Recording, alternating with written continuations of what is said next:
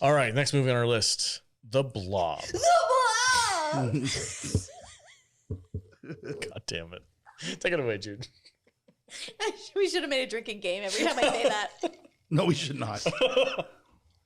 1988. The Blob! Rated R with a runtime of 1 hour, 35 minutes. This had a budget of $19 million. What do you think this brought in? 42. All right, Vader? 30 million. 8. That's it? Come on, man. You're telling me Killer Clowns made more money than this movie? Fuck yes, I am. God damn it. Okay. My faith in humanity is gone. This movie's stupid. It's not stupid. This is the best movie we watched this week. No, it's not. I mean, all 3 of these are gems, This which is is why I picked them for you. Does John Carpenter have anything to do with this movie? Because it hasn't. It feels like his movie. So he was originally approached to develop this, but he passed on it. It still feels like he made it. They were like, what would John... WWJC? What would John Carpenter do? Absolutely. It did. It felt like a John Carpenter movie. And the whole time I was digging it. I was like, yes, this is grotesque. We also needed What Would John Carpenter Do shirt. I dig it. All right. All right. Write it down. The 3 things you need to know about this movie are that Kevin Dillon is a bad boy. It is an unseasonably warm autumn day. And that this is the origin story for Shawnee Smith in all of the Saw movies, going from good girl to bad bitch. When a space blob attaches onto the hand of a hobo, Shawnee Smith and her date, whose name we don't need to know because he dies immediately, happen upon him and take him to the hospital, where there is one doctor and the nurses don't give a shit. While they wait for the hobo to be seen, the space blob ate his torso and crawled up the wall above Paul. Shawnee Smith hears her date screaming and runs in, grabs his arm to pull him out of the devouring blob, and this is where their date ends. In typical 80s movie fashion and life, when Shawnee Smith tells the cops what she saw, they prescribe rest until she's not crazy anymore. Knowing that Kevin Dillon is the only other person alive that saw the space blob, she sneaks out to track him down at the local diner and begs him to corroborate her story. Just when they start seeing eye to eye, the blob sneaks in and kills the cook, the waitress, the sheriff, and most of the town. Since it can travel through pipes and small cracks, it doesn't seem like anything can stop it from killing everyone until Kevin and Shawnee hide in a freezer and learn that the blob won't come in after them because it hates the cold. Luckily, the military just showed up with big guns, and the local mechanic has a snow machine he's been tinkering with that just might stop the blob in its snail trail. Discuss. I freaking love this movie. This movie's great. I love it. I had so much fun with this movie. I was like digging it. I loved how it was like this. It started off really small, and then it ate that homeless dude in the woods, and then it just kind of progresses through, and the whole hospital scene where they're like it falls off the roof and just how they kill that guy immediately, and you think he's a main character. Yes, it was freaking awesome. I was like, this is dope. Like the main dude, right? Who's gonna be like, he's got the girlfriend. He's like the jock or whatever. He seems like the hero of the story. Yeah. He's not. Dead. Arm falls off. It's all like, oh my God. Like, Yeah. it's just, I had so much freaking fun with this movie. I'm so glad. And Dude, the gore effects in this film were like next level. they were amazing. And I love that one, especially that one where the dude gets sucked into the freaking tub, or not the tub, the sink.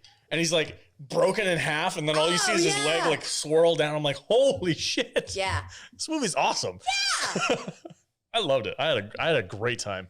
No, I had so much fun with this movie, and I legitimately, like, if somebody were to say, oh yeah, this is either John Carpenter produced or directed or something was involved somehow, I would have been like, that makes sense, because it feels like a John Carpenter movie. Have you ever seen the original? The black and white one? Yeah. A long time ago, I think I watched it. It was probably on TV at some point, like what was it, Turner Classic Movies or something? Yeah. So like the blob itself is not as intimidating, and it just kind of drops through the film, and it's just not that scary, and it kills people, but yeah. Well, I think in the 50s version, was it 50s? I want to say 58, something like that. Something like that. It was just unstoppable. Yes. So it would just kind of lumber towards you, Yeah. and like if Yeah. you were in the way, you just kind of like get there was eaten no up. stopping it, but Yeah. honestly, like as you're watching it as a bystander, you're like, meh. But it wasn't hunting people. In this movie, this thing was freaking hunting. Yeah, and in this movie, it just took the inspiration of that and it turned it up to 11. This one goes to 11. It made it so campy, and like the main character, Shawnee Smith, who's the main like bad girl in all of the Saw movies. I don't know if you have seen. I didn't that. get that reference, but Okay. Okay. She's like a horror movie staple. Okay. Yeah. Gotcha. I find it funny that you guys like this movie. so How much. did you not like it? This is my least favorite movie Are you? of the week. I think by the time he watched it, he just decided to hate everything. No, I wasn't trying to hate anything. This movie just, I don't know, it just didn't really resonate with me. Maybe because I had to watch it by myself. It was the best acted. It had the best Eh. effects. I just saw a giant piece of slurm they were blowing around with a straw, making bubbles come out of it, and putting some.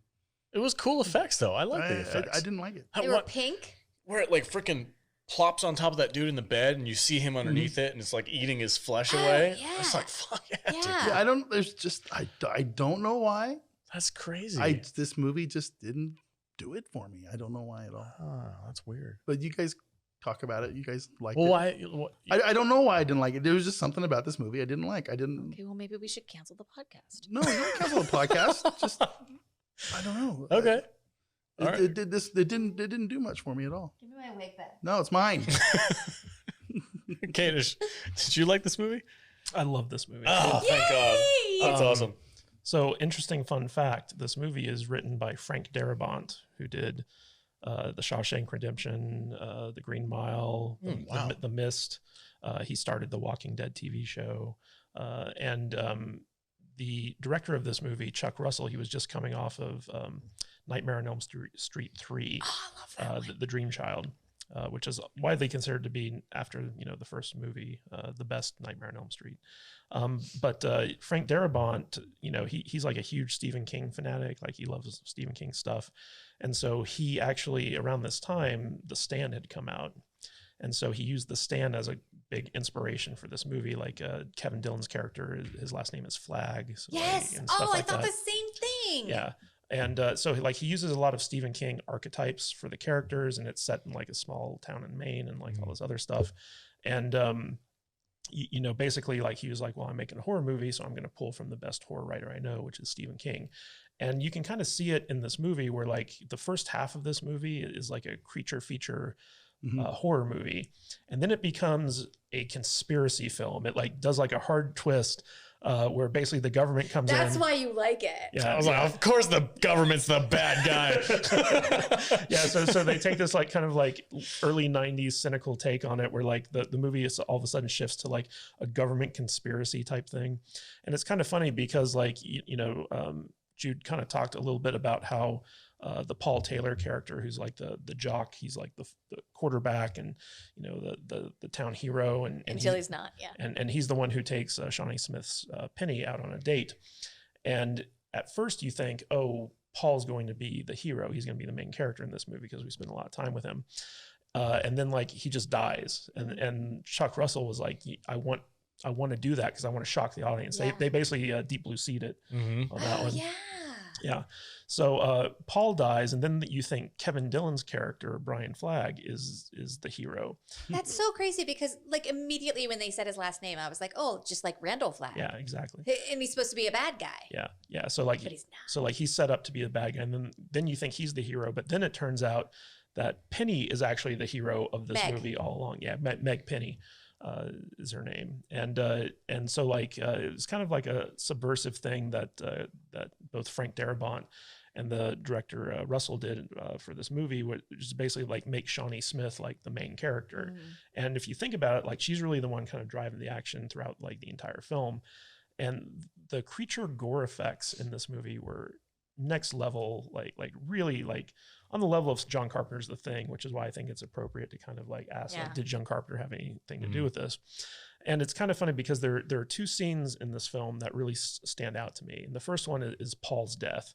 So like when Meg Penny kind of goes in and sees him for the first time, and he's sitting there, and he's got like the thing on his face. He's like, Yeah. he's reaching out for her. the story behind that was that Shawnee Smith didn't know what to expect because the director purposely kept her in the dark because he wanted to catch her reaction. I love it when they do that. Genuine I reaction. love it when they do that. Yeah. Ridley Scott does that shit all the time. He did it for Aliens when they're like, nobody told him, oh, the chest burster is going to come out. They were all completely reacting. They were like, holy shit. Yeah, I freaking love it when directors do that shit. And the funny thing is that the actor who played Paul, Donovan Leitch Jr., so like he was actually in that Blob, like that was him doing that performance. And they said that, like, I think they said in a commentary at some point down the line that what they essentially did was like they waterboarded the poor guy because they stretched that thing over his face and he's sitting there like, and then they're like, yeah, you know, basically he couldn't breathe while that thing was over him. Yeah, I can imagine. It's freaking whatever material that was made out of. I feel like he was in another Stephen King movie. Was he in Christine? I don't know. I'm gonna look it up. But the other thing that really stood out was the phone booth scene. That was good. Yeah, where basically Fran, the lady who runs the diner, she's in this phone booth, and the Blob is kind of enveloping it, and she's trying to call the police for help.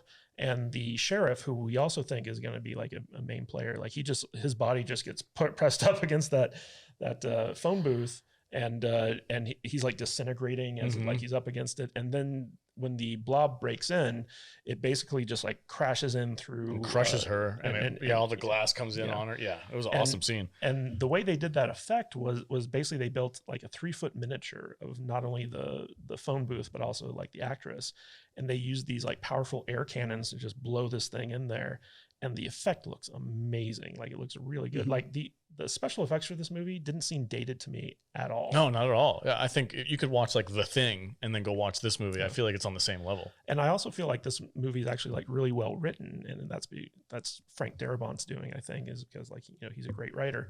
And because of that, like I remember when I was a kid and I watched this movie like a lot because it was on like HBO or like whatever. And it was just like a favorite of mine growing up because the horror was cool. I thought Kevin Dillon, like being like the bad boy with like the black leather jacket and the long hair, was really funny. But it was also funny because like the director insisted that both Kevin Dillon and Shawnee Smith wear hair extensions, so like that wasn't even their real hair for most of the movie. Her hair's so bad; it's so mullety, and honestly, so is his. But when I was a kid, I was like, oh, Shawnee Smith's so hot, you know, I was really into the movie because of her, and there's just a lot of stuff in this movie that works really well, at least until I feel like the government comes in and then it kind of gets like a little bit sidetracked. It gets it goes a little off the rails on that one because it gets to the point where it's so big that the townspeople can't handle it. And then they do the whole like fire truck thing with, I guess it's got like nitrogen in it, maybe? No. It's a snow machine truck. So like it's basically like they're in a ski town. Yeah. And so like they use that truck to create snow to kind of like, you know, pad out but that's the skiing. That's not how snow machines work though.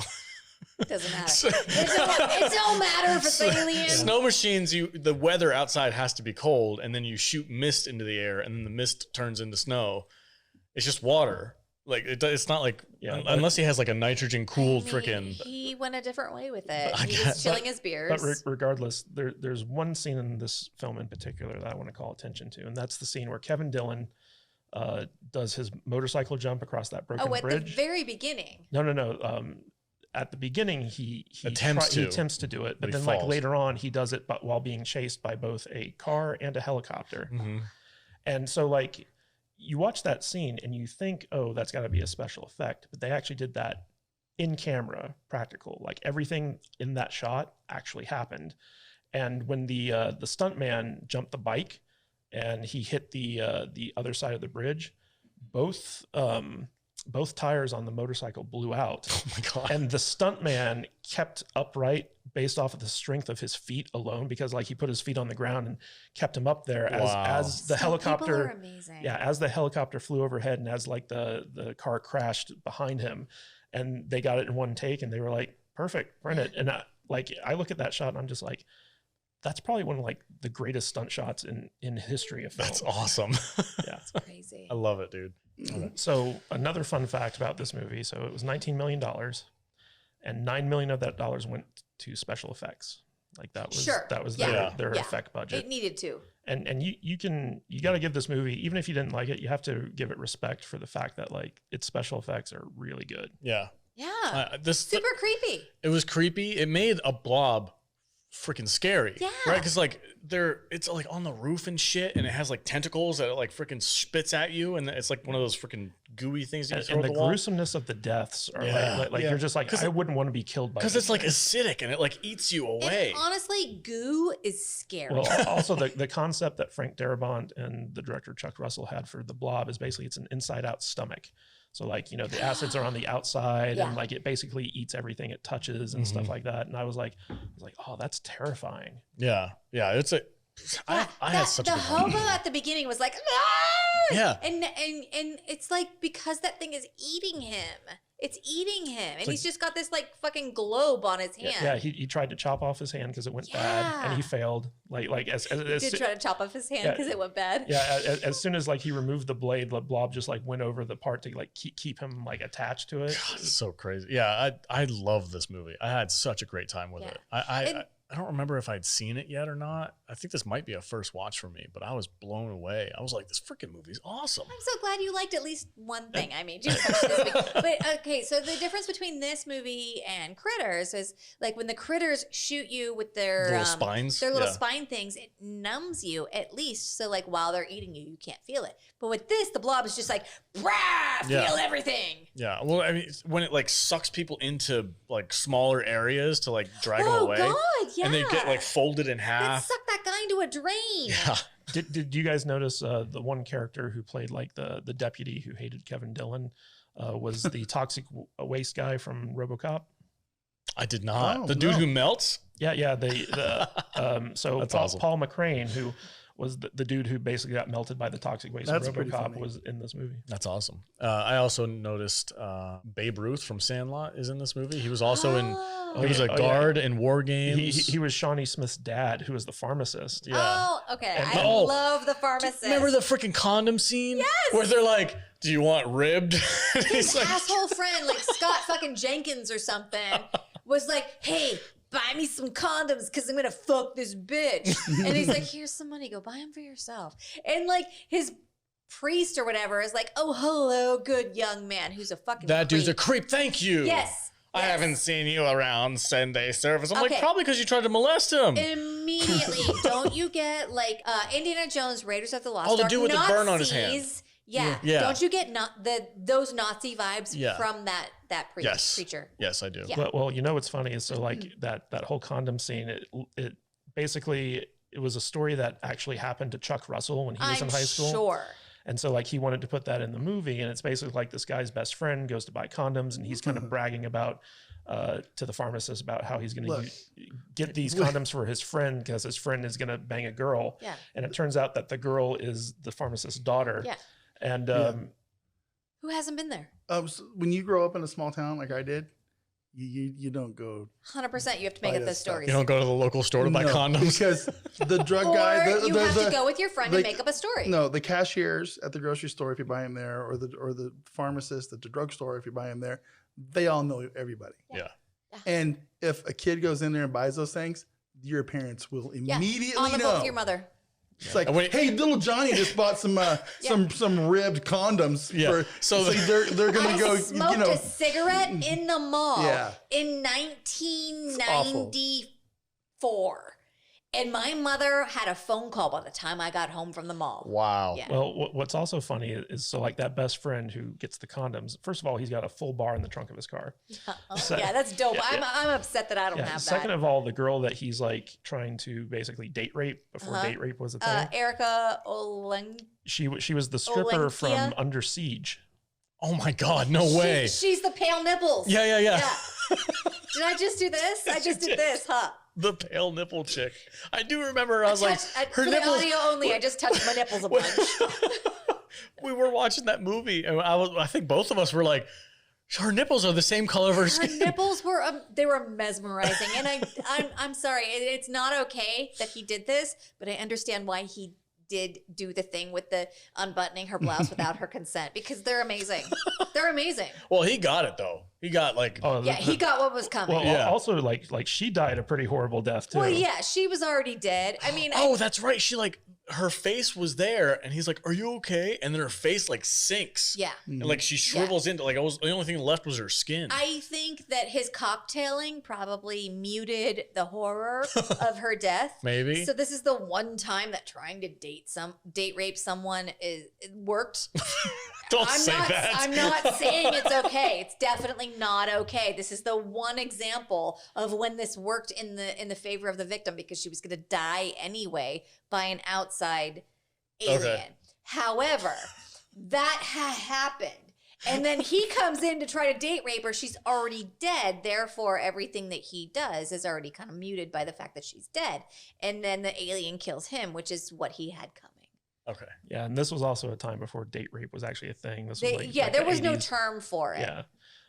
But what's interesting is the Kevin Dillon character. So I remember being like so in awe of his character when I was a kid, because I was like, oh yeah, he's such a bad boy. So cool. And you know, in the original Blob, Steve McQueen was like Yeah. the main character. Yeah. Like he was the hero of that movie. And so like they tried to kind of like model Kevin Dillon's performance off of Steve McQueen. 1988 thought Kevin McQueen coolness like laterally transitioned to put a wig on Kevin Dillon. Give him a bad boy. cigarette. Yeah, it's so funny because like we recently saw Kevin Dillon in No Escape, or Escape from Absalom, however you want to pronounce it. Mm-hmm. And so like we've seen him in a couple movies recently, and I just keep thinking about his role in Entourage, where he's just like the washed up brother who like scrounges for movie roles. And he's like, victory. Wonder what he's doing now. I don't know. I just Hanging out with Turtle. He's actually got a podcast. It's called Everybody the has a Victory podcast. Podcast. everybody has a podcast. All right. Let's do final thoughts. Give this a rating. There's a podcast that I listen to, and one of their t-shirts that they sell in their merch is, anyway, this podcast sucks. And I feel like I need it. That's not a bad one.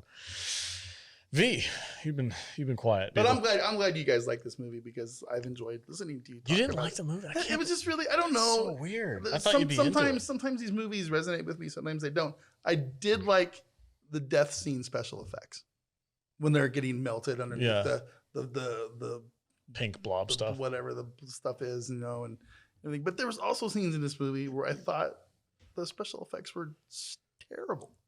Like when it's on the top of the street, and it's just kind of like this foam latex bullshit flopping around. I'm just like, come on, just be better. It's using the wrong tone. Be better. It's just. I don't know, man. It was just a weird movie. I thought- this is my least favorite movie of the week. You're It really is. I don't. Fuck you, Mr. 1-star clown guy. yeah, that movie Half-star. sucked. That movie, of all the movies this week, that movie knew what it was the most, and I appreciated that for what it was. This movie, it wasn't scary. It had some cool special effects, but I couldn't tell if it was supposed to be a campy movie or if it was trying to be a horror movie. And I think that's where it lost me, because it really wasn't very good at being either one of those things. So I'm going to give this like two stars, I think. Okay. I think that's where I'm going to stick it, because I'm at 2.5, 3. Yeah, that's fine. 2 Okay. stars. Kevin Dillon, whatever. Who cares? he doesn't really do much for me. And All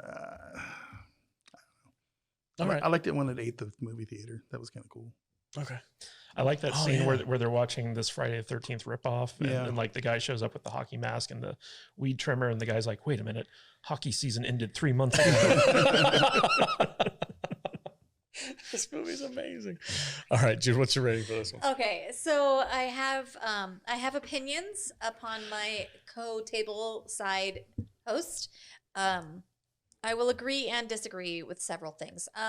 So I feel like this movie is campy and silly and also bad in its way, but that's kind of like what makes it what it's supposed to be. This was not my favorite of the week. I will agree with him that this was my least favorite of the week. However, these are all movies that I chose, and it is my least favorite only because the other two were so great for me. So I will give this 3 face melts out of 5. I still think it's exactly what it's supposed to be. think it's and I love originals, and they are classics for a reason. However, I think that this took the classic, the original, and it just bumped up the camp and the horror, and it was exactly what it was supposed to be from that. Like, the original is not scary at all. Maybe in 1960 or whatever, this was something that you hadn't seen before. It was an alien, and it was a blob, and ooh, but like watching it now, it does not hold up at all. But watching this remake also doesn't hold up, but it has the camp factor that makes it enjoyable. I've got so many movies on my list for retro rewatch.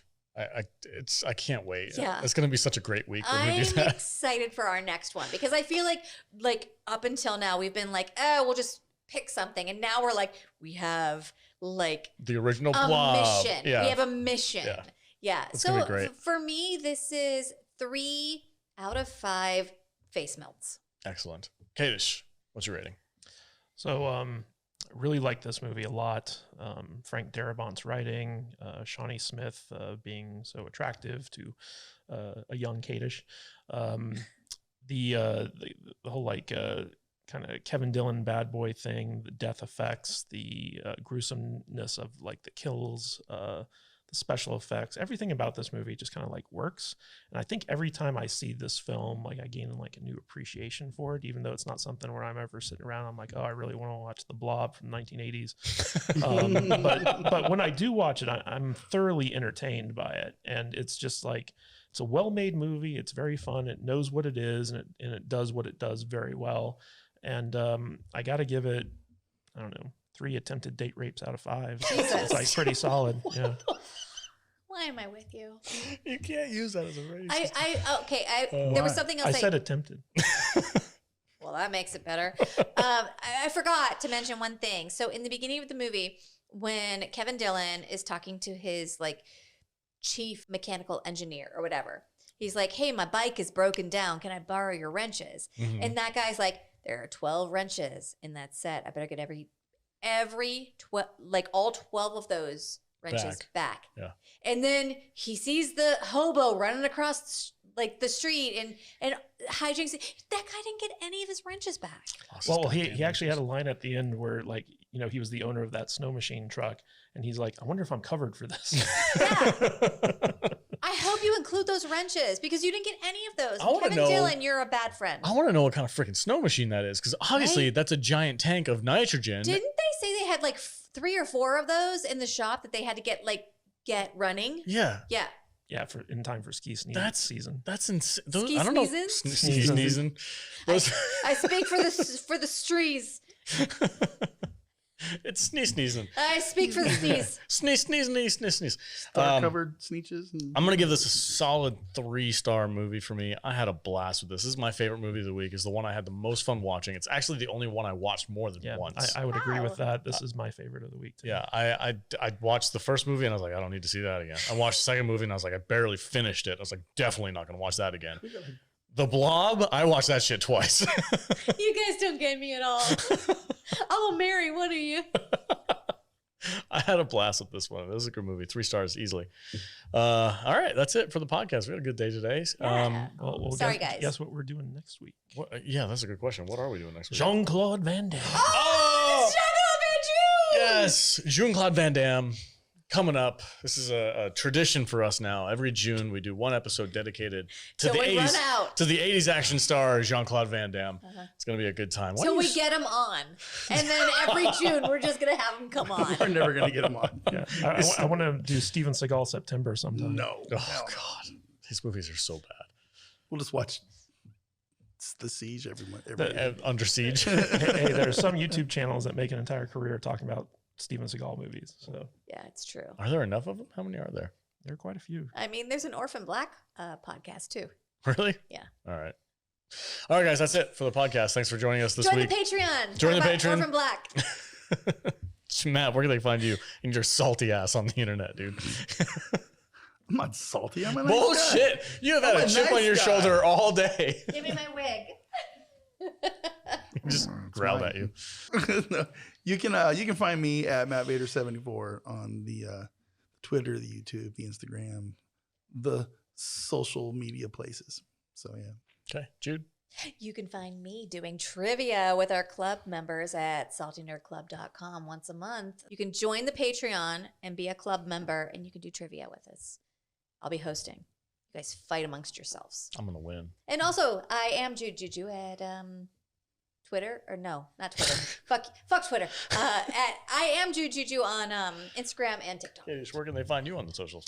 You can find this heartbroken romantic over on Twitter at Matthew Kadish, Kadish. Shit. And, if you would be so kind as to give us a 5-star rating on Apple Podcasts, we're trying to get 200 of those suckers so that we can get officially accredited on Rotten Tomatoes. We'd really appreciate it if you could help us out with that. You can find him in Smith's buying wine for his alcoholic fiance. He's All like, right. what kind? Red. Only because I love you when you're drunk, which is all the time. Which is all the time. This is when I'm at my best.